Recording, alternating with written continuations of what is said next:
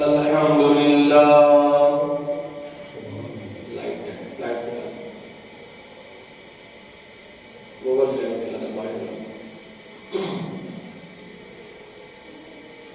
الحمد لله رب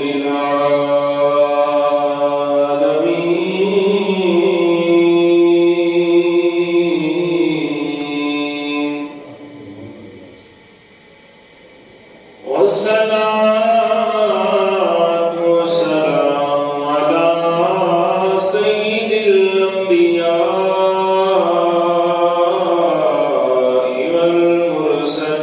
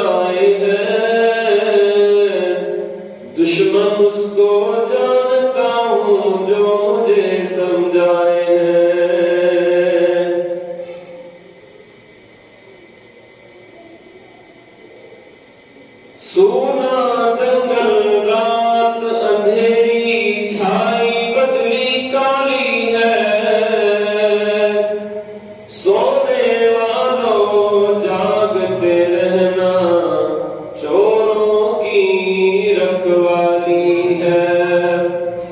سونے والوں جاگتے رہنا، چوروں کی رکھوالی ہے۔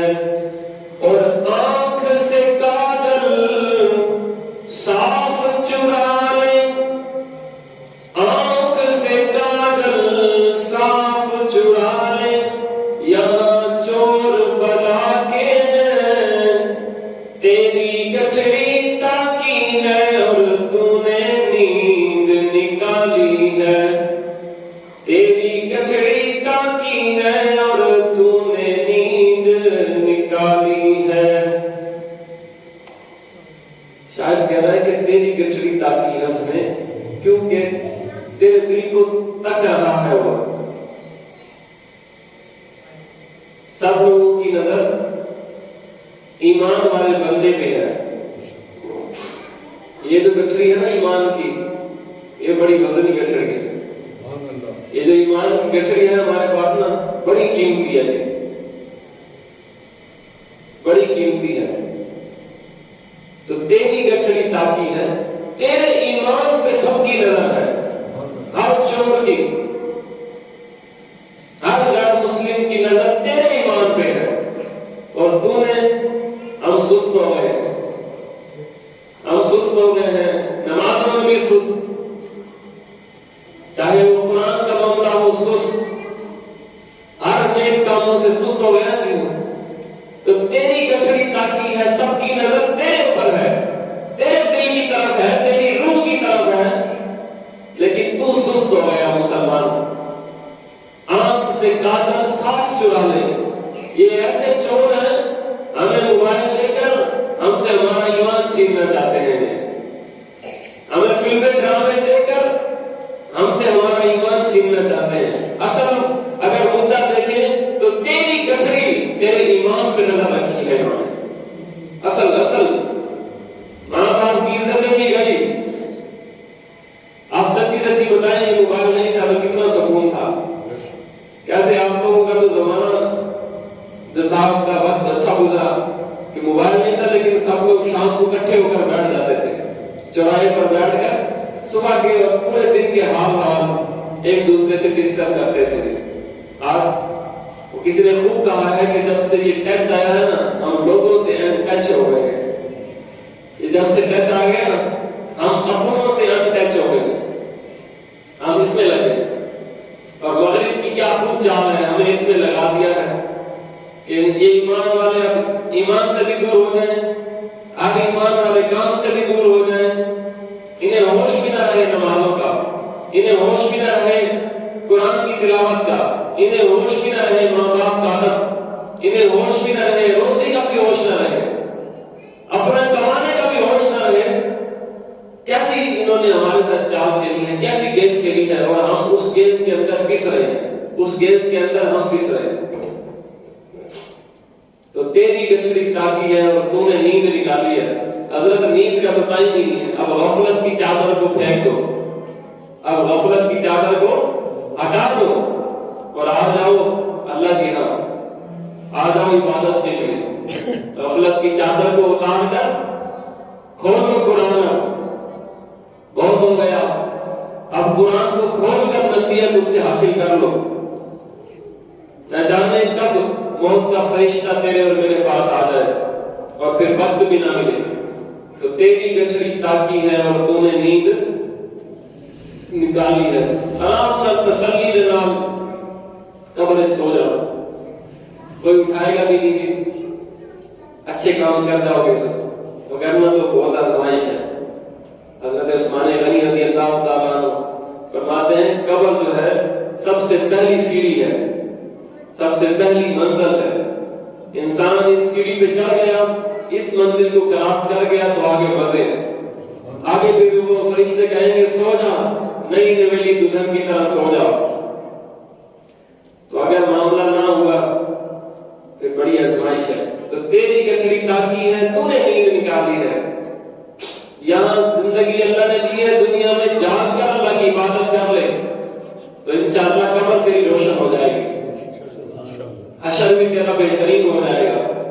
لیکن اگر اس طرح سستی میں رہے تو کہیں ہم رہ نہ جائیں, کہیں ہم رہ نہ جائیں اللہ کے فضل سے, اللہ کی رحمت سے. حدیث شریف کا مفہوم ہے جو بندہ فجر کی نماز پڑھتا ہے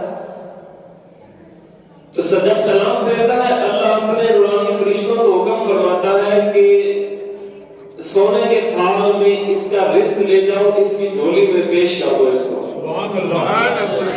جب بندہ فجر کی نماز پڑھتا ہے اللہ اپنے فرشتوں کو حکم دیتا ہے سونے کے تھالوں میں لے جاؤ, سونے کے تھالوں میں اس کا رزق لے جاؤ اور اس کی جھولی میں پیش کرو اس کو. یہ تشہد میں بیٹھا ہے, اس نے سلام کر دیا ہے, عبادت ختم ہوئی ہے میری, اب اس کو انعام کے طور پر اس کو پیش کیا جائے, اس کی جھولی میں اس کو پیش کر دیا جائے. اور جو آپ غفلت کی چادر لیے سوئے ہیں, تو نے نیند نکالی ہے, اپنی نیندیں پوری کر رہے ہیں, اللہ کا تو وعدہ ہے کہ رزق تو ان کو بھی دینا ہے, رزق تو میرا رب اس کو بھی دے رہا ہے جو اللہ کو بھی نہیں مانتا, رزق تو میرا رب اس کو بھی دے رہا ہے جو نبی پاک کو بھی نہیں مانتا, جو اسلام کو دین کو بھی نہیں مانتا, لیکن میرا رب رزق اس کو بھی دے رہا ہے کیونکہ اس کا وعدہ ہے. قرآن میں کئی جگہ پہ کہا کہ ہر جس چیز کو میں نے پیدا کیا ہے اس چیز کا رزق میرے ذمہ ہے, میں ہی دوں گا. تو رزق میرا رب سب کو دے رہا ہے, لیکن جو صبح صبح اٹھ کر اپنی نیند کو قربان کر دیں, نیند قربان کر کے سجدوں میں گر جائیں اور کہیں سبحان ربی الاعلی, مولا ایسی نیندیں ہزاروں تیرے سجدوں پر قربان کر دوں, ایسی نیندیں ہزاروں اس رکوع پر قربان کر دوں, ایسی نیندیں ہزاروں فجر کی نماز پر قربان کر دوں, اپنی نیندیں قربان کر دوں لیکن نماز نہ چھوڑوں. جب بندہ اس عقیدے سے آتا ہے نا تو سنو پھر میرا رب کہتا ہے فرشتوں سونے کے تھال اٹھاؤ, سونے کے تھال اٹھاؤ اور ان کو اس کا رزق پیش کر دو, امتیاز کا پیش کیا جاتا ہے. اور جو نہیں آتے پھر اللہ تبارک و تعالیٰ نے رزق تو ان کو بھی دینا ہے. رب کریم فرماتا ہے فرشتوں یہ دیکھو یہ نہیں آئے نا, نہیں اٹھے نا میری بارگاہ میں نہیں آئے, لیکن رزق تو میں نے دینا ہے کیونکہ میں رب ہوں. تو اب ان کو تو بڑے ادب سے پیش کیا ہے رزق, لیکن ان کے تھالوں کو اڑیل دو, ان کے تھالوں کو پھینک دو. یہ صبح اٹھیں گے کہیں گے کہ آپ بچہ سکول نہیں گیا, بچہ لیٹ ہو گیا, آج میں نوکری سے لیٹ ہو گیا, آج میں دہاڑی لگانے سے لیٹ ہو گیا, لیکن ان کو فکر نہیں رہی کہ آج ہماری فجر کی نماز چلی گئی ہے, لیکن ان کو آج فکر نہیں ہوئی کہ اللہ کے سامنے آج ہم نے سجدہ نہیں کیا. یہ الفاظ ہمارے رب پہ آتے ہی نہیں ہیں, ہمارے رب پہ یہی آتا ہے ہائے ہمارا بچہ لیٹ ہو گیا, ہائے وہ سکول نہیں گیا, ہائے وہ نوکری پہ نہیں گیا, ہائے میں لیٹ ہو گیا, آنکھ نہیں کھلی لیٹ ہو گیا. ارے تیری آنکھ کب کھلی تھی, فجر کی نماز تو تیری ویسے قضا ہو گئی. تو اللہ نے فرمایا رزق تو اس کو بھی دینا ہے. ان لوگوں کو پھر رزق کیسے دیا جاتا ہے, بیچارے پھر وہ کہیں دنیا کے کسی کونے میں رزق کمانے جاتے ہیں, کوئی کسی کونے میں لگا ہوتا ہے, پورا دن ذلیل و خوار ہو جاتا ہے, لیکن بھوکا میرا رب اس کو بھی نہیں سلاتا, بھوکا میرا رب اس کو بھی نہیں سلاتا. رزق تو اس کو بھی دیتا ہے, لیکن کیا شان ہو کہ جھولی میں پیش کر دیا جائے, کیا شان ہو کہ میرے رب کی طرف سے حکم آئے کہ ان کو جھولی میں پیش کر دیا جائے. تو صبح اٹھ کر نماز فجر کے سجدے ادا کر لیا کریں. صبح کی عبادت کو فرض عین ہے یا چھوڑنا گناہ کبیرہ ہے. تو تیری گٹڑی تاکی ہے اور تو نے نیند نکالی ہے. آج کا ہمارا موضوع تھا قرآن پاک کی شان. سبحان اللہ. ہم تو نام سے بھی بھول گئے, شاید بتانا پڑے گا. قرآن کی شان. سبحان اللہ. وہ واحد کتاب کائنات میں جس کا کوئی جوڑ نہیں. پوری کتاب تو کیا اللہ قرآن میں کہتا ہے کہ جب کفار نے کہا نا کہ یہ نبی پاک علیہ السلام نے من گھڑت کتاب بنائی ہے, اعوذ باللہ, تو اللہ تبارک و تعالی نے قرآن میں کہا نا کہ تم لاؤ اس جیسی کوئی آیت. قرآن کی تو اور بات ہے, تم لاؤ اس جیسی کوئی آیت لاؤ, تو وہ نہ لا سکے. تو یہ کائنات کی واحد کتاب کہ جس کو چھونا بھی عبادت ہے. سبحان اللہ. پڑھنا تو جس کو چھونا بھی سبحان اللہ. اور اگر اس کو پڑھ لے تو ایک ایک حرف کے بدلے 10 نیکیاں مل جاتی ہیں. سبحان اللہ. ایک ایک حرف کے بدلے 10 نیکیاں. اگر تو بندہ سمجھے نا ویسے یہ چھوٹی باتیں نہیں ہوتی. پتہ نہیں ہم نے ایسے اپنے دل کو تسلی دے دی تھی کوئی مسئلہ نہیں 10 نیکیاں کیا ہو گئی 10 نیکیاں. ہاں اس دن کو یاد کر لو معاشر کے دن کو. سورج سوا نینے پر ہوگا سیدھی سائیڈ ہماری طرف ہوگی زمین تانبے کی بن جائے گی اور تیرے پلڑے میں جب اعمال کھولے جائیں گے نا تیری ایک نیکی سے کم ہوگی. کتنی دی؟ ایک نیکی تیری کم ہوگی بس. کہ اگر تجھے ایک نیکی مل جائے تو تجھے جنت کا پروانہ مل جائے گا لیکن ایک نیکی تیرے پاس نہیں ہوگی. اور آج قرآن کیا کہا ہے کہ مجھے پڑھ ایک حرف پڑھ اللہ تجھے 10 نیکیاں عطا فرمائے. بتائیں کہ 10 نیکیاں چھوٹی ایک نیکی کے بدلے تیرا جنت اور دوزخ کا فیصلہ ہونے والا ہوگا. تیرا اور میرا ایک نیکی کے عوض صرف جنت اور دوزخ کا فیصلہ ہو جائے گا. ایک نیکی مل جاتی تو پروانہ جنت کا, اگر نہ ملی تو پھر اللہ نہ کرے اس راستے میں جائے گا. تو آج قرآن کہہ رہا ہے کہ تو یار مجھے پڑھ اس کتاب کو چھوڑنا بھی عبادت لیکن تو مجھے پڑھ تو پڑھ لے بس الف لام میم. پڑھ لو ذرا الف لام میم بس تو مجھے اتنا پڑھ. اچھا تجھے اتنا پڑھیں گے ہمیں کیا ملے گا؟ رب فرماتا ہے تیرا کام ہے الف لام میم پڑھنا, میرا کام ہے 30 نیکیاں عطا فرمانا. تیرا کام ہے صرف زور لگا کے ذرا بہترین سے یہی پڑھ لے گا الف لام میم. رب کہتا ہے بس تو الف لام میم پکارے گا وہاں تیرے نامہ اعمال میں وہاں تیرے بینک میں 30 نیکیاں ڈالنا میرا کام ہے. 30 نیکیاں ڈالنا. حضرت ایک ایک نیکی کی اہمیت ہے بڑی. گناہ کرتے ہوئے کبھی سوچا ہے کہ یہ گناہ ہے اس کا بڑا عذاب ہوگا؟ کبھی سوچا؟ کبھی بھی نہیں سوچا.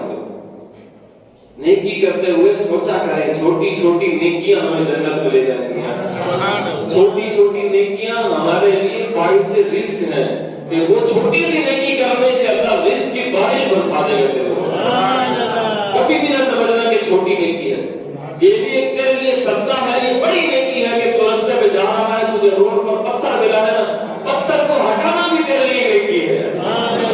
پتھر کو تو ہٹائے گا لوگوں کے لیے آسانی پیدا کرے گا اللہ تیرے اعمال نامے میں نیکیاں لکھ دے گا تیرے لیے ثواب لکھ دے گا. خیر آج کا ہمارا موضوع ہے شان قرآن. وہی قرآن جو تیری اور میری بخشش کا ذریعہ ہے. تیری اور میری بخشش کا کچھ اس پہ سوال بھی ہوں گے. کسی نے سوال کر لیا کیونکہ ہم تو قرآن کی اہمیت کو قرآن کو ماننے والے ہیں اور ہمارا عقیدہ ہے کہ ہم قرآن پڑھ کے جب کسی کو احسان کرتے ہیں تو وہ ہمارا احسان پہنچ جاتا ہے. احسان کا مطلب ہے پہنچانا. کہ ہم یہاں بیٹھ کر الف لام میم ہم نے پڑھا, ہم نے دعا کی مالک مولا یہ الف لام جو میں نے پڑھا ہے اس کا ثواب میرے ابا کو پہنچا دے. تو ہمارا عقیدہ ہے کہ وہ پہنچ جاتا ہے. ہمارا عقیدہ ہے وہ پہنچ جاتا ہے اس کا ثواب. کسی نے کوئی سائنسدان تھا تو بادشاہ کے پاس گیا تو اس نے بادشاہ بیمار تھا تو اس نے بڑا علاج کیا لیکن بادشاہ ٹھیک نہ ہوا. تو اس نے اللہ والے کو بلایا اور اس کو کہا کہ تو مجھے دم کر دے. پہلے کے لوگ جو ہے نا دم درود کو بڑا مانتے تھے. ڈاکٹر کے پاس بعد میں جاتے تھے, پہلے قرآن والے کے پاس جاتے تھے. پہلے قرآن والے کے پاس جاتے تھے, ڈاکٹر کے پاس بعد میں جاتے تھے. لیکن اس نے ڈاکٹر بلائے خیر اسے آرام نہ آیا. اس نے کہا کسی اللہ والے کو بھی بلاؤ وہ بھی دم درود کر دے ذرا مجھے. اللہ والے کو جب بلایا تو اللہ والا دم کر رہا ہے. اب وہ جو بڑا سائنسدان ہے ڈاکٹر ہے وہ دیکھ کے ہنسنے لگ گیا. اس نے کہا کہ میں کب سے اتنی قیمتی ڈوز لگا رہا ہوں, قیمتی ٹیکے لگا رہا ہوں, قیمتی دوائیں دے رہا ہوں, یہ ٹھیک نہیں ہوئے. تو کیا پڑھ رہا ہے بس قرآن پڑھ کے تو دم کر رہا ہے, اس سے کیا ہوگا؟ تو انہوں نے بڑا پیارا جواب دیا. انہوں نے کہا تو گدھا ہے. کیا کہا؟ اس ڈاکٹر کو کہا تو گدھا ہے. ڈاکٹر نے کہا نا تو قرآن پڑھ رہا ہے تو قرآن اس سے کیا پہنچے گا؟ قرآن کس طرح پہنچے گا اس کو؟ تو اللہ والے نے ڈاکٹر کو کہا تو گدھا ہے, تیرا باپ بھی گدھا ہے.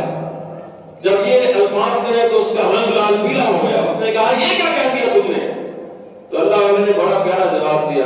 اس نے کہا یار بظاہر دیکھو تو یہ لفظ گدھا جو ہے برا ہے, جانور کے لیے بولا جاتا ہے. میں نے تجھے گدھا کہا ہے, گدھا تجھے بھی پہنچ گیا ہے، تیرے باپ کو بھی پہنچ گیا ہے، تو بتا ہم قرآن پڑھتے ہیں، قرآن کو نہیں پہنچ سکتا ہے؟ سبحان اللہ۔ گدھا تو میں نے تجھے بھی کہا، تیرے باپ کو صرف کہا ہے نا، تجھے لگا تو نہیں ہے، یا پہنچا تجھے؟ تو اس کو عقل آئی کہ واقعی یہ بات صحیح ہے کہ بھائی جب ہمارے الفاظ ان تک پہنچ جاتے ہیں تو بتاؤ قرآن تو پہلی فرصت میں پہنچے گا، قرآن تو پھر پہلے پہنچے گا نا۔ تو شان قرآن، بولیے ذرا شان قرآن، کیا ہی بات ہے شان قرآن۔ یہ وہی واحد کتاب ہے جو ہمارے لیے بخشش کا ذریعہ ہے، اور دنیا اور آخرت میں مقام و مرتبہ کسی کو چاہیے تو وہ قرآن پڑھ لے گا، مقام و مرتبہ چاہیے تو قرآن پڑھ لے۔ حدیث شریف ہے ابن مسعود رضی اللہ تعالی قال قال رسول اللہ صلی اللہ علیہ وسلم من فرح من کتاب اللہ فلہ بہ حسنۃ والحسنۃ بعشر امثالها لا اقول الف لام میم حرف بل الف حرف ولا حرف ومیم حرف۔ حضرت ابن مسعود رضی اللہ تعالیٰ عنہ سے روایت ہے، انہوں نے کہا رسول اللہ صلی اللہ علیہ وسلم نے فرمایا کہ جس نے اللہ کی کتاب میں سے ایک حرف پڑھا، سبحان اللہ، سبحان اللہ، بات بولا کریں سبحان اللہ۔ رسول اللہ صلی اللہ علیہ وسلم نے فرمایا کہ اللہ کی کتاب سے جس نے ایک حرف پڑھا اس کو ایک نیکی ملے گی جو 10 نیکیوں کے برابر ہوگی، سبحان اللہ۔ اس کو ایک نیکی ملے گی جو 10 نیکیوں کے برابر ہوگی۔ اور پھر آگے کہنے لگے میں نہیں کہتا کہ الف لام میم ایک حرف ہے، بلکہ الف ایک حرف ہے، لام ایک حرف ہے اور میم ایک حرف ہے، سبحان اللہ۔ پھر خود ہی کہنے لگے میں نہیں کہتا۔ یہ ترمذی شریف کی حدیث ہے اور دارمی نے بھی اس کو روایت کیا ہے۔ آگے فرمایا حضرت علی رضی اللہ تعالی عنہ سے یہ روایت ہے، انہوں نے کہا کہ رسول اللہ صلی اللہ علیہ وسلم نے فرمایا کہ قرآن کی تعلیم اور بکثرت اس کی تلاوت کو اپنے لیے لازم کر لو، اس کے ذریعے تم بڑے بڑے درجات اور اس کے عجائبات کی کثرت کو جنت میں پاؤ گے۔ کہ جب قرآن دنیا میں کوئی پڑھتا ہوگا نا، اس کا محافظ ہوگا، اس کی حفاظت کرتا ہوگا، اس کے ہر لفظ کو بہترین کر کے مختار کر کے پڑھتا ہوگا، تو اس کو انعام کیا ملے گا؟ اب سنیے اور جھومیے آتے قرآن دنیا میں پڑھے، اس کی حفاظت کرے، دنیا میں بھی انعام، قبر میں بھی انعام، اور محشر والے دن بھی مقام عطا فرمائے گا۔ دنیا میں کیا انعام؟ دیکھیں کہ ہر بندہ دنیا سب بنا رہا ہے، دنیا سنوارنا تھا اپنی، تو دنیا میں بھی انعام۔ اس کے بعد دعا کرتا ہے اللہ میری قبر اچھی ہو جائے، کرتا ہے جی اللہ ہم سب کی قبروں کو اچھا کر دے، آمین۔ دوسری دعا کرتا ہے میری قبر اچھی ہو جائے، قرآن پڑھ تیری قبر بھی اچھی ہو جائے، یہ دوسرا انعام۔ پھر وہ تیسری دعا کرتا ہے اللہ معاشر بھی میری اچھی ہو جائے، معاشر والا دن اعمال نامہ سیدھے ہاتھ میں مل جائے، معاشر والا دن میرا اچھا ہو جائے، تو پھر تو یہاں قرآن پڑھ، انشاءاللہ اللہ معاشر میں تجھے قرآن کے صدقے بخشش کا پروانہ عطا فرمائے۔ پھر یہاں بھی نہیں، ابھی میں اس کی تشریح کروں گا تینوں کی کہ دنیا میں قرآن پڑھے گا تو کیا ملے گا، قبر میں اس کا انعام کیا ہوگا اور محشر میں انعام کیا ہوگا۔ پھر یہاں تک بھی نہیں، جنت کا پروانہ بھی مل جائے گا، لیکن میرا رب فرمائے گا، بہت ہی پیاری حدیث شریف ہے، میرا رب فرمائے گا، عبداللہ بن عمر رضی اللہ تعالیٰ عنہ سے روایت ہے، یہ نبی پاک علیہ السلام فرمانے لگے کہ دنیا میں جو بندہ قرآن کی حفاظت کرتا ہے، قرآن کو پڑھتا ہے، اس کو پیار و ادب سے اس کو پکڑتا ہے، اس کا عادت کرتا ہے، اس کو چومتا ہے، اس کو آنکھوں سے لگاتا ہے، اس کو باعث شفا مانتا ہے، بیمار ہو جائے تو قرآن پڑھتا ہے، اللہ اس کو شفا دیتا ہے، پریشان ہو تو قرآن پڑھتا ہے، اللہ قرآن کے صدقے پریشانی ٹال دیتا ہے، مصیبت میں ہو تو قرآن پڑھتا ہے، اللہ قرآن کے صدقے مصیبتیں ٹال دیتا ہے، بڑی بلائیں آ جائے تو قرآن پڑھتا ہے، اللہ قرآن کے صدقے بلائیں میں ٹال دیتا ہے، سبحان اللہ۔ فرمایا یہ تو دنیا میں اس کے لیے انعام ہے نا، لیکن جب قبر میں جائے گا تو جب منکر نکیر آئیں گے نا تو ایک سامنے طاقتور فرشتہ کھڑا ہو جائے گا، تو منکر نکیر کہیں گے تو کون ہے؟ تو کہے گا میں اس کا قرآن ہوں، سبحان اللہ، میں اس کا قرآن ہوں، دنیا میں اس نے میری حفاظت کی ہے، ہر لمحے مجھے پڑھا ہے، صبح اٹھ دوپہر کو پڑھا ہے، شام کو پڑھا ہے، رات کو آنکھ کھلی ہے تو پڑھا ہے، اس نے میری حفاظت کی ہے، ورنہ آج قبر میں اللہ کے حکم سے میں اس کا محافظ کھڑا ہو گیا، میں اس کا محافظ ہوں، اور تیری ہر نیکی تیری محافظ بنے گی۔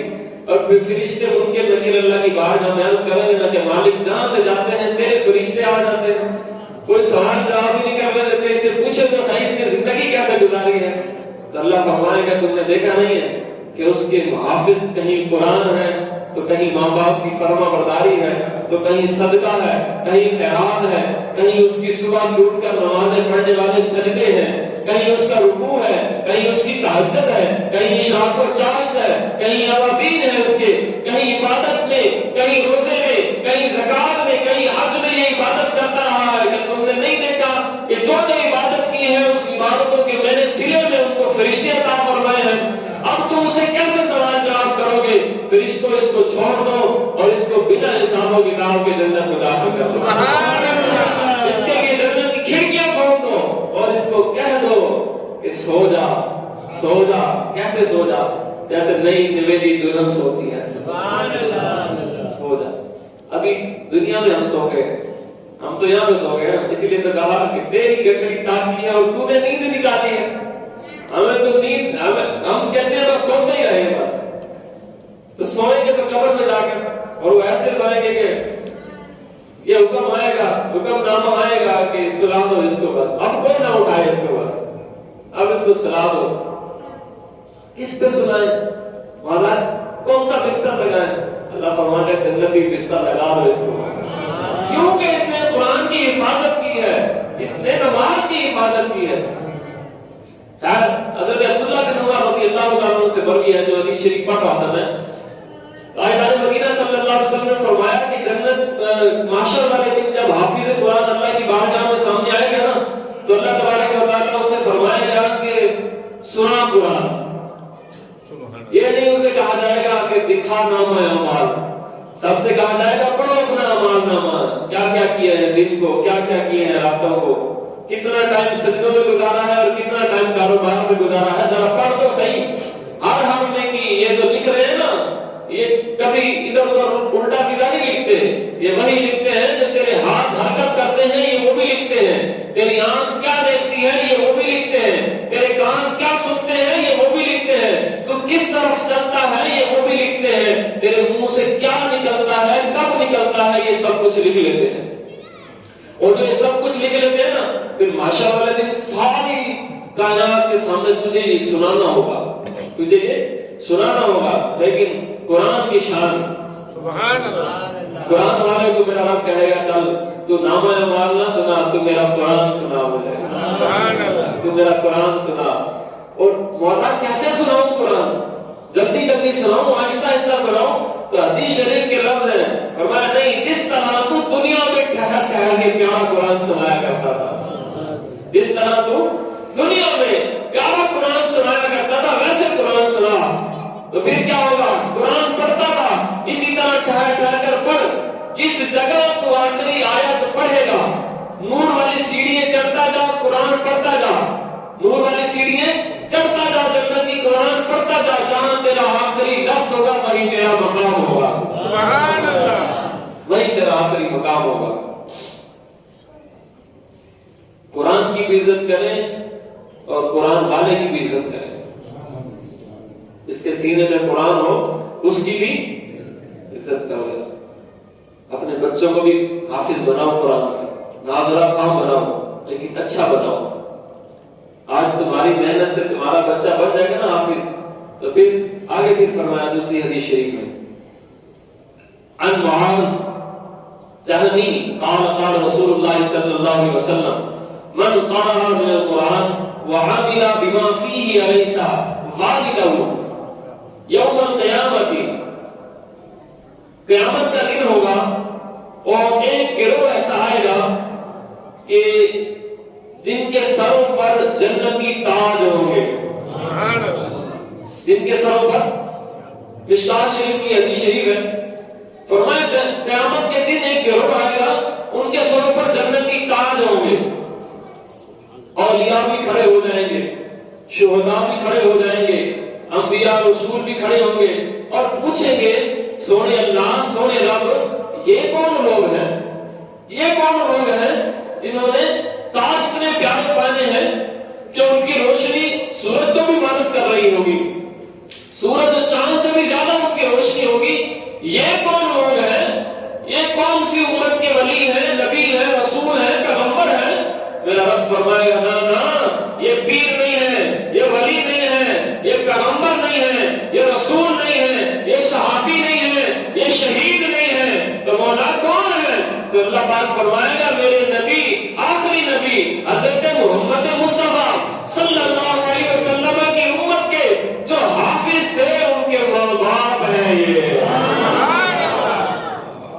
بچے کو تو شان ملے گی، حافظ کو تو شان ملے گی، اس کے صدقے ماں باپ کو بھی شان ملے گی، ماں باپ کو بھی شان ملے گی۔ اس کے لیے رسول پیغمبر کھڑے ہو کر پوچھیں گے یہ کون سے لوگ ہیں؟ اللہ فرمائے گا نا نا، یہ ولی پیر نہیں ہیں، انبیاء رسول نہیں ہیں، یہ تو میرے محبوب کی امتی جو جنہوں نے حفظ کیا تھا، جنہوں نے قرآن کی حفاظت کی تھی، یہ ان کے ماں باپ کی شان ہے، یہ ان کے ماں باپ کی شان ہے کہ ایسے تاج قیامت والے دن پہنائے جائیں گے کہ لوگ دیکھ کر حیران کی اختیار کریں گے کہ یہ کون لوگ ہیں؟ تو رب فرمائے گا حیران کی نہ اختیار کرو، یہ میرے محبوب کی امتی جو حافظ تھے ان کے ماں باپ ہیں، یہ ان کے ماں باپ ہیں۔ تو قرآن پڑھنے والے کا بھی ادب کریں، قرآن کا بھی ادب کریں۔ قرآن کا ادب فرض عین ہے ہمارے اوپر۔ کیا ہے کہ فرض عین ہے۔ اس مصحف کو، اس نسخے کو گھر میں سجا کر نہیں رکھنا، اس کو کھول کر پڑھنا ہے، اس پہ عمل کرنا ہے، اس سے سبق حاصل کرنا ہے کہ قرآن ہم سے کیا کہہ رہا ہے، ہم سے کیا کہہ رہا ہے، ہم سے کیا چاہتا ہے قرآن۔ اس قرآن کے نسخے کو گھر میں رکھنا نہیں ہے اس کو، اور ہم کتنے بولے ہیں دیکھیں نا، ہم نے اس کو گھر میں رکھا ہوا ہے، اونچی جگہ پہ رکھا ہوا ہے کہ بے ادبی نہ ہو جائے، اونچی جگہ پہ رکھا ہوا ہے کہ بے ادبی نہ ہو جائے۔ سچی سچی ذرا دل میں ہاتھ رکھ کے دسو کہ ہم نے اس لیے نہیں رکھا ہوا کہ اس سے برکت ہوتی ہے، ایسی بات ہے نا جی؟ ہم نے اس کمرے میں اس لیے رکھا ہوا ہے کہ اس کمرے میں، اس گھر میں برکت ہو جائے گی، اور جس کے دل میں قرآن ہوگا، جس کے دل میں قرآن ہوگا، کوئی تہوار آ جائے، بقرہ عید آ جائے، یا ویسے بھی ہمیں کوئی کہے نا کہ یار فلاں جانور پہ یا فلاں چیز پہ اللہ کا نام لکھا ہوا ہے، اللہ کا نام لکھا ہوا ہے، رسول کا نام لکھا ہوا ہے، قرآن آیت لکھی ہوئی ہے، تو ہم کیا کرتے ہیں؟ ہم کہتے ہیں کہ دگنے پیسے دے کر اس چیز کو خرید لیتے ہیں۔ خریدتے نہیں خریدتے؟ آپ لوگ خریدتے نہیں؟ کوشش ہوتی ہے ہر بندے کی کہ ہم ڈبل پیسے دے گے، اس کی خواہش ہوگی میں خریدوں، اس کی کہے گی دو آنے زیادہ دے گے اس چیز کو میں خریدوں۔ کیوں خریدوں؟ کیونکہ اس پہ اللہ کا نام لکھا ہوا ہے۔ جس کے سینے میں اللہ کا پورا قرآن ہو، اب سبحان اللہ نہیں کہیں گے آپ، کیونکہ اب ہماری باری ہے نا، بولنے کی باری ہے۔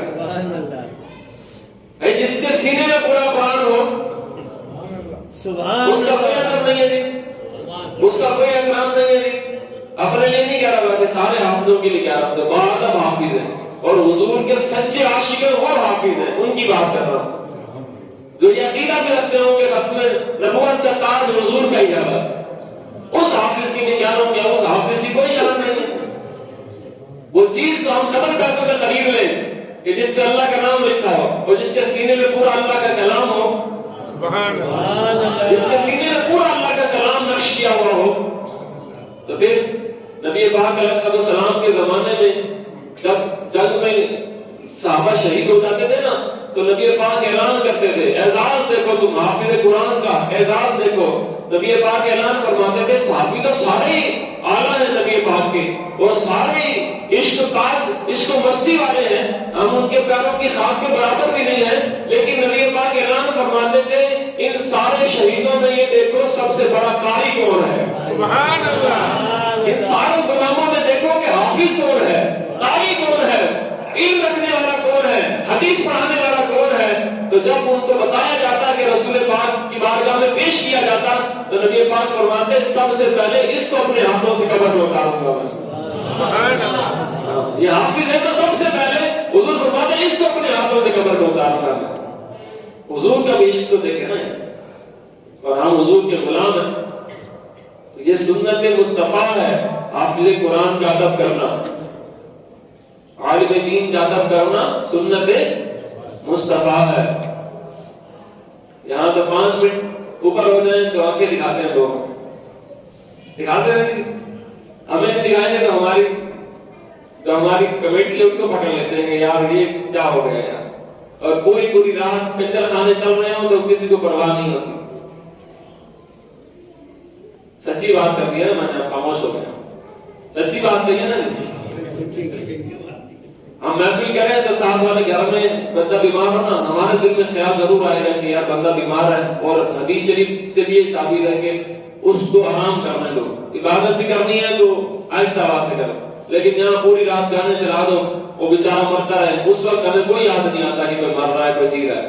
ہاں محفل پہ زور دینا ہے، اللہ کا کلام پڑھا جا رہا ہو، مصطفیٰ کی شان پڑھی جا رہی ہو تو اس پہ ہم سارے کھڑے ہو جائیں گے کہ مولوی صاحب کو کہو اسپیکر ہولی کرے، سارے گھر بندہ مر جائے گا، ادھر کنجر خانے چلے تو ہمیں کوئی پرواہ نہیں، ہم لوگ وہاں کھڑے ہوتے ہیں، سارے شامل ہوتے ہیں، پوری رات گزر جاتی ہے، نمازیں کیا ہمیں وقت کبھی نہیں پتہ چلتا، لیکن اگر جمعے میں 10 منٹ اوپر ہو جائیں تو مولوی کی خیال نہیں ہے،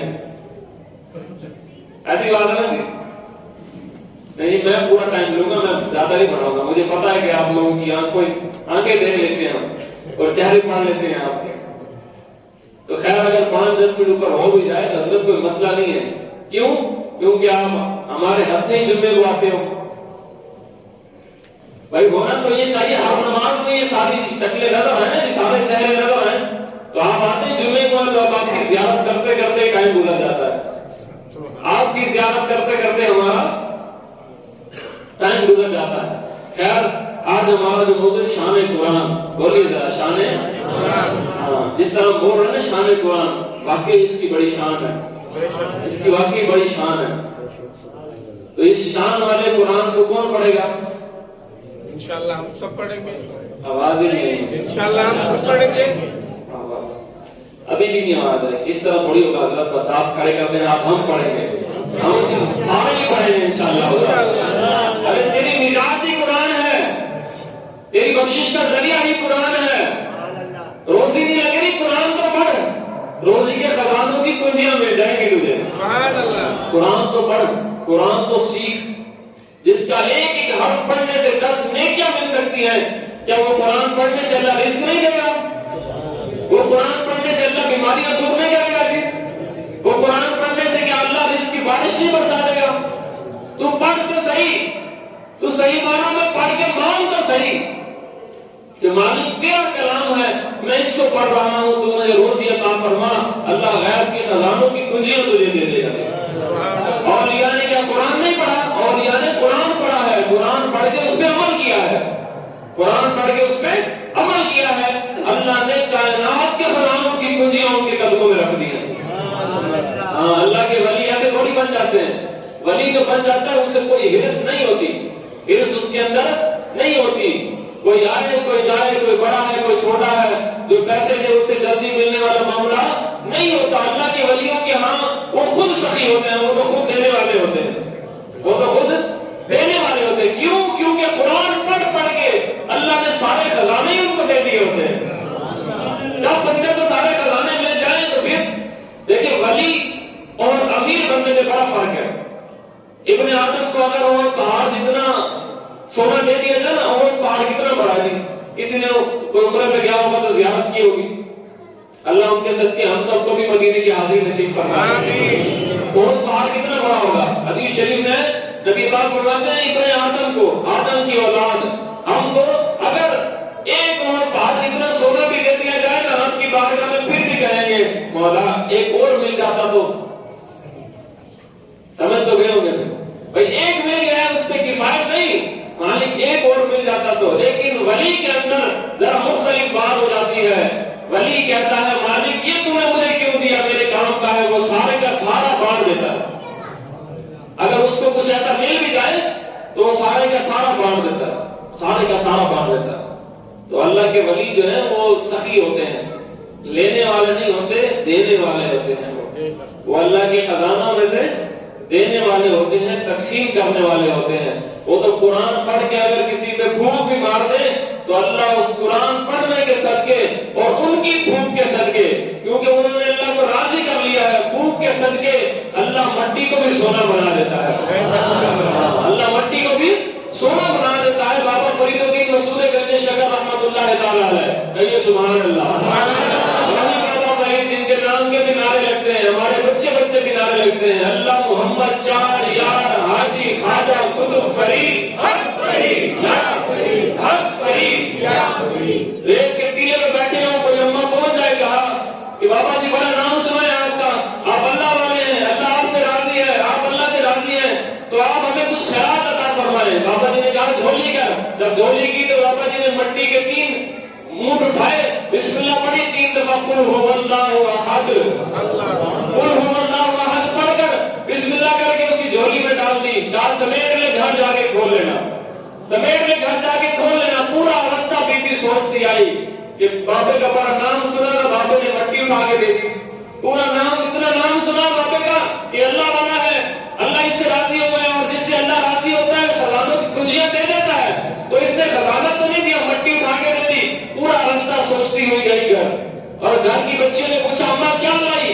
کہا کیا لاؤں؟ بابے نے مٹی اٹھا کے دے دی ہے۔ جب کھولا تو مٹی مٹی نہ رہی، بلکہ قرآن کی برکت سے، اللہ والوں کی بھوک کی برکت سے مٹی مٹی نہ رہی، بلکہ سونا اور زیورات بن گئی۔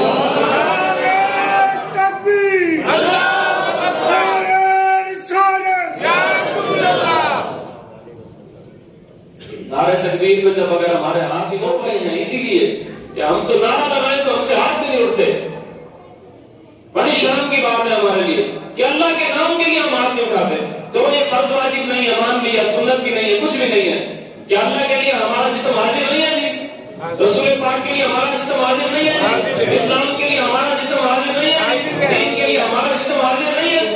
اگر نہیں ہے تو پھر مسلمان کہلانا ہی چھوڑ دو، کہ ہمارے ہوتے ہوئے ہماری ایک متبرک کتاب قرآن مجید کو جلایا جائے، گستاخی کی جائے، ہمیں جینے کا حق ہی نہیں ہے۔ پھر جس کتاب نے ہمیں رستہ دکھایا سیدھا، اس رستے کو جلایا جائے، اس کی گستاخیاں ہوں، تو پھر میں نے خوب تو کہا ہے کہ تیری گچڑی تاکی ہے اور تو نے نیند نکالی ہے، تو ابھی بھی سونے کے چکروں میں، تجھے تو ابھی بھی سستی چڑھی ہوئی ہے، لیکن ہماری کتابوں کی بے ادبیاں کی جا رہی ہیں، ہماری کتابوں کی، ہمارے قرآن کی بے ادبیاں کی جائیں، کہیں صحابہ کی بے ادبیاں، کہیں اولیاء کی بے ادبیاں۔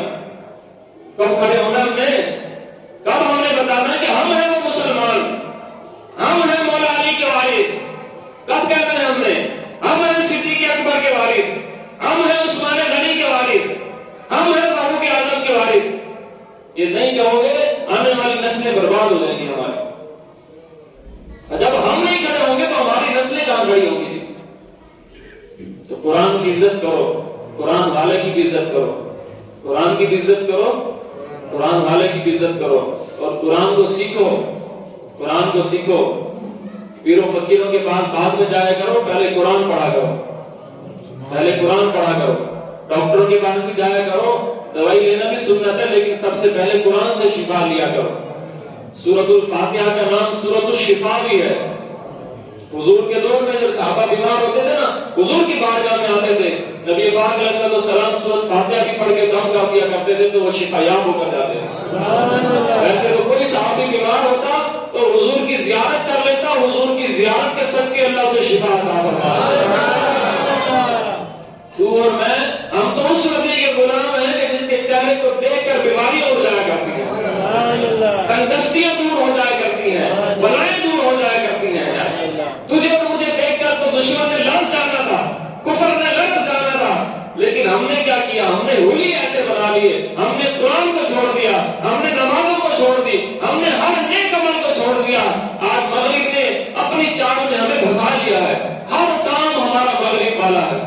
نعرے والے ہمارے قرآن کی بے ادبیاں کریں، ہماری شکلیں بھی ان جیسی، ہمارا لباس بھی ان جیسا، تو بتائیں ایمان کیسے ہے ہمارے پاس؟ ایمان کی شمع کیسے روشن ہو؟ بھائی انہوں نے ہمیں نشہ پلا پلا کے اپنا عادی کر دیا ہے جی۔ اب جب بھی وہ گستاخی کرتے ہیں ہمیں نشہ پلا دیتے ہیں، ہم سر جھکا کے کھڑے ہو جاتے ہیں، ہاں نہیں یہی تو ہمارے بڑے ہیں۔ ایسا نہیں ہے، ہمارا بڑا صرف قرآن ہے، ہمارا بڑا قرآن ہے۔ ہمارا اگر مصطفیٰ کریم علیہ السلام ہے۔ اگر ہمارا کوئی لیڈر ہے تو ہمارے صحابہ ہیں۔ پہلے سبحان اللہ، صحابہ کے نام پہ اونچی سبحان اللہ بولا کرے۔ صحابہ کی گستاخیاں کر دیتے ہیں منہ اٹھا کے، ولیوں کی گستاخیاں کر دیتے ہیں منہ اٹھا کے۔ سنی تو اپنے مقدر پر نازا ہو کہ صحابہ کا نام ہے پھر بھی سبحان اللہ کہتے ہیں، اللہ کے ولیوں کا نام ہے پھر بھی سبحان اللہ کہتے ہیں، اہل بیت کا نام ہے پھر بھی سبحان اللہ کہتے ہیں، رسول اللہ کا نام ہے تو گج گج نہیں کہتے ہیں لبیک لبیک لبیک لبیک یا رسول اللہ، ہم حاضر ہیں، ہماری جانے کس کام کی ہے حضور، ہم حاضر ہیں۔ ایک بات تو کہو نا، قرآن تو کہو گے ہم حاضر ہیں تیری حفاظت کے لیے، ہم حاضر ہیں۔ ہمارے استادوں نے ہمیں ایک بات کہی تھی کبھی اس کر رہے تھے کہ بیٹا یاری دوستی چھوڑ کر ایک چیز سے دوستی کر لو۔ ہم نے کہا حضرت کس سے؟ کہا قرآن سے دوستی کر لو، کہا قرآن سے دوستی کر لو۔ اور جب سے اس سے دوستی کی ہے، اس کی روحانیت کیسی ہے؟ 11 مہینے 26 دن کے اندر حفظ کیا تھا ہم نے، 11 مہینے 26 دن میں۔ اور دوسری ایک چھوٹا سا جملہ میں کیا کہ اپنی تقریر ختم کرتا ہوں، میں یہ بتانا بھی نہیں چاہتا تھا، کہنا بھی نہیں چاہتا تھا آپ کو، لیکن الحمدللہ 9 سال کا درس نظامی کورس کیا ہوا ہے، میں نے عالم کورس میں نے کیا ہوا ہے، مفتی کورس کر رہا ہوں، صحیح ہے، تجوید کی ہوئی ہے، قرآن پڑھا ہوا ہے۔ آج کے لوگ کھڑے ہو کر ہمیں سکھاتے ہیں کہ حضرت صاحب یہ مسئلہ ایسے نہیں ہے، ایسے ہے، تو ان کو بتانا چاہتا ہوں سب کو کہ بھائی ہمیں زیادہ پتا ہے۔ جس نے 10 سال پڑھے ہوتے ہیں یار، 10 سال میں سے اسے سمجھ تو 9 سال تو پڑھا ہوگا نا وہ۔ اور لوگ ہمیں ایک مسئلہ پوچھنا اور ہوتا ہے، حضرت ہم یہاں پر بیٹھے ہیں نا، خادم رسول ہے، ہم ممبر کے بھی خادم ہیں، ایک مسئلہ پوچھنا اور ہوتا ہے، ایک مسئلہ بتانا اور ہوتا ہے۔ اگر کسی کو مسئلہ بتانا ہے تو یہاں بیٹھ کر بتائے نا۔ ایک مسئلہ سماعت کریں، 11ویں شریف کا مسئلہ یہ ہے کہ 11ویں شریف آپ رات کو 4 بجے بھی کر سکتے ہیں، یا کم ہو تب بھی کر سکتے ہیں، یہ خرافات اپنے دلوں سے نکال دیں، صحیح ہے جی۔ کہ 11ویں شریف کی محفل آپ دن رات کسی تاریخ کو بھی کر سکتے ہیں۔ کسی کو کوئی مسئلہ ہے تو بتائیے، دلیل کے ساتھ بتا دیں کہ آپ غلط کہہ رہے ہیں۔ 11ویں شریف کا مطلب ہے احسان ثواب۔ ہم نے کیا واجب تھوڑی کر دیا ہے، ہم نے اس کو فرض کر دیا ہے کہ 11ویں تاریخ کو ہی کرنا ہے۔ ایک مسئلہ پوچھنا اور ہوتا ہے، ایک آ کر مسئلہ بتانا اور ہوتا ہے کہ حضرت آپ غلط کر رہے ہیں، ہماری غلطی ہے تو ہمیں سکھائے دے کوئی آگے، ہمیں بتائے، ہم مانیں گے، ہماری اصلاح کریں۔ لیکن 11ویں شریف کا قدم آپ کبھی بھی دلوا سکتے ہیں، کبھی بھی۔ ہم 11 کو کیوں کرتے ہیں؟ کیوں کرتے ہیں؟ ہمارے بچوں کو یاد ہو جائے 11ویں کی نسبت سے 11ویں والے پیر کا ہے۔ ہم اپنے بچوں کو، آنے والی نسلوں کو سکھا رہے ہیں، وگرنہ یہ کوئی فرض واجب نہیں ہے کہ جس دن ابا فوت ہوا ہے اسی دن ہی ختم دلاؤ۔ اگر ایسا ہوتا تو پھر نماز میں ربی جعلنی رب نے کیوں رکھی ہے؟ ربی جعلنی مقیم الصلاۃ، رب کے ماں باپ کی دعا ہے نا جی، تو پھر یہ بھی نہ ہوتی، کیوں رکھی ہے؟ آپ کا جب دل کرے آپ احسان ثواب کی محفل کر سکتے ہیں، لیکن آپ مسئلہ بتائیں، مسئلہ پوچھیں، ایک طریقے سے پوچھیں۔ کوئی آ کر یہ کہے جی آپ امام صاحب ہو کر اس طرح کر رہے ہیں، ہم امام صاحب ہو کر کیا خرافات کر رہے ہیں، ہمیں پتہ نہیں ہے کہ مسئلہ کے احسان ثواب جب مرضی کر سکتے ہیں آپ مجھے سچی سچی بتائیں کہ نہیں کر سکتے؟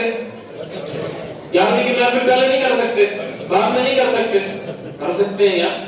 کیسا عقیدہ بنا دیا مولویوں نے ہمارا کہ فرض واجب کر دیا ہمارے اوپر 11ویں کوئی 11ویں کرنی۔ اچھا طریقہ ہے، مستحب عمل ہے، مستحب کہتے ہیں اولیاء کا طریقہ ہے کہ اسی دن کو احسان ثواب کی محفل سجائی جائے۔ اگر پہلے یا بعد میں ہو جائے تو کوئی حرج نہیں ہے، کوئی حرج نہیں ہے۔ آپ ایک مہینے میں 10 بار 11ویں کر لیں یار، کر سکتے ہیں جی، پریشان تو نہیں ہے کسی کو پریشانی؟ اللہ تبارک و تعالی ہم سب کو علم نافع عطا فرمائے۔ اعلان سماعت فرمائے، آج رات بعد نماز عشاء شہدائے ناموس رسالت کانفرنس وعرس امیر المجاہدین پروگرام ہونے جا رہا ہے، جس میں خصوصی خطاب شاگرد امیر المجاہدین سید احمد شاہ بخاری